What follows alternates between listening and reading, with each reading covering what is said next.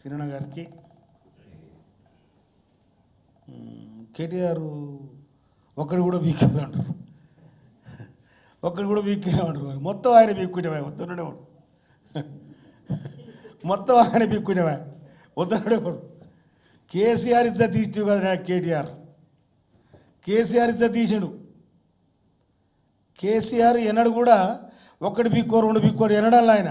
కానీ నేను ఒక్కడి బీక్కోమంటు ఒక్కడేది కూడా గుంపెడు గుంపెడు ఆయన బీక్కో, కాంగ్రెస్లో ఆయన బీక్కో వద్దనుడేవాడు. వద్దనరా ఎవరన్నా?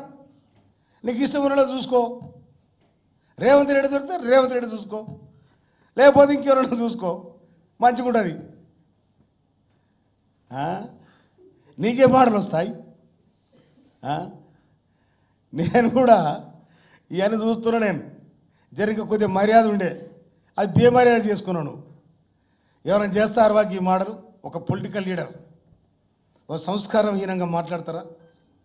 ప్రజలలో ఆడు బాడబడిపోడు ఏం పిక్కుడో పిక్కోపోరు అంటారు. ఒరి తల్లి వారికి నీకు తేడా లేదా? ఉంటావా? ఇదేనా నిజంగా? నేను 20 సంవత్సరాలు చూస్తున్నాను. కేసీఆర్ ఒక్కడి పిక్కో రెండు పిక్కో ఏం ఎనడు అల్లే.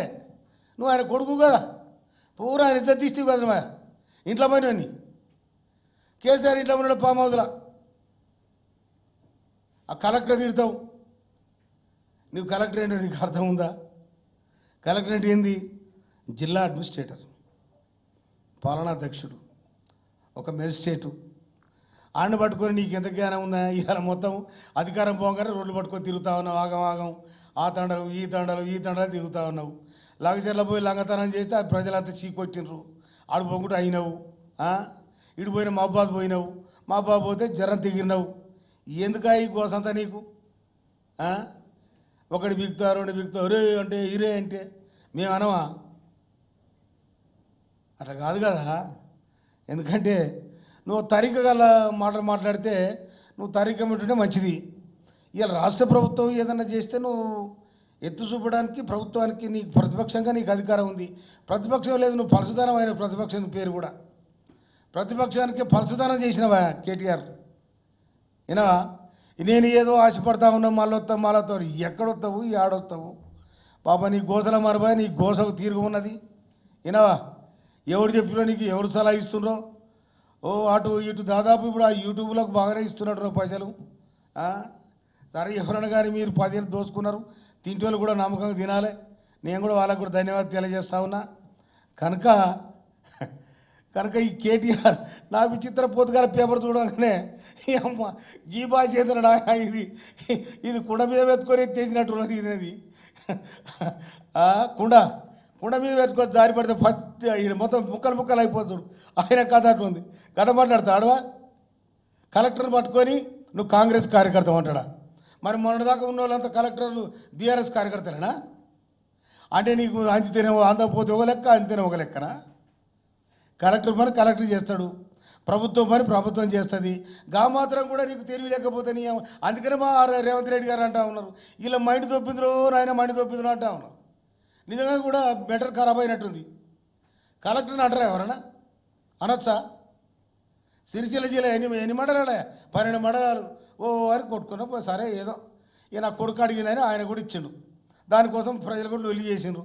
సరే సిరిసిల్ల అంటే మీరు సిరిసిల్ల చేనేత కార్మికుల పుట్టగొట్టిన హీనమైన చరిత్ర ఇది. ఒక సంవత్సరం 330 కోట్లు, ఒక సంవత్సరం 360 కోట్లు, ఒక సంవత్సరం 390 కోట్లు. ఈ విధంగా బొంబాయి పోయి తరాజా తూకం వేసుకొని తీసుకొని చీరడు. బొంబాయి పోయి తరాజా జోక్కొని తీసుకొని వచ్చారు. అలా మీరు ఇచ్చిన చీరలు ఏమైనాయి?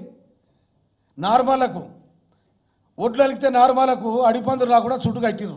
మీరు ఇచ్చిన చీరలు తలగబెట్టి రోడ్డు మీద మీరు పాపం మీరు ఇచ్చిన చీరలు తలగబెట్టి మీరేమో లాభాలు తీసుకున్నారు.